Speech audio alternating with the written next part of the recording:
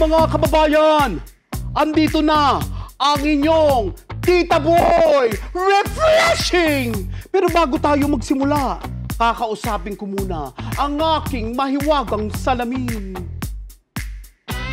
Tito Boy! Ang ganda-ganda mo!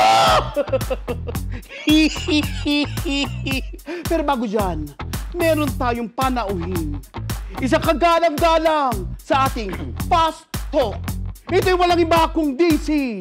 Aning! Tita Boy, magandang araw po sa inyo at sa mga tiga 4th District. Magandang araw po sa inyong lahat. Aning! Lights off, lights on. Tita Boy, sex agad! Yan ang gusto ko sa'yo. Totoong tao ka. Yan ang totoong leader na kailangan ng kababayan ng buong sambayanan. Pero ito, sagutin mo ito, Aning, na galing dito. Leader o politiko? Leader. Puso o piso? Puso. Kabataan o senior citizen? Pareho, kabataan, senior citizen. Ang galing mo! Buloko bago! Bago. Oh, yan ang gusto ko. Normal o Aning? Tito Boy, Aning. Aning! Isuntok mo na to!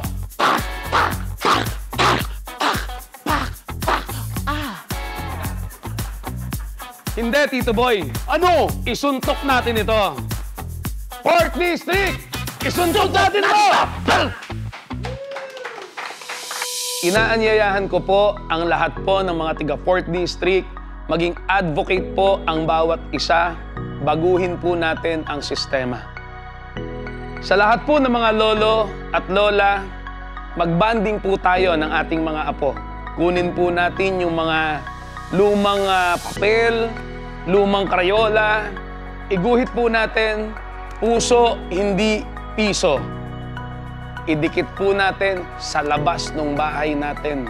Sa kauna-unahang pagkakataon po, ngayon lang kayo makakakita ng kandidatong congressman, hindi po gagastos kahit piso.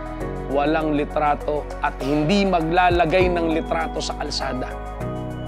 Kayo po ang gagawa ng parapernalyas at campaign materials para sa bagong sistema. Ilaban po natin ito, 4th District. Nananawagan po ang inyong lingkod.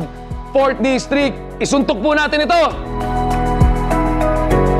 Mga bata, samayin niyo po kami ng tatay ko. Baguhin po natin ang sistema gamit puso, hindi piso.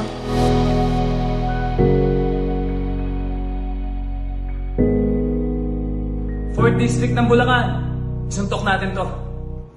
4th District ng Bulacan, suntok natin to!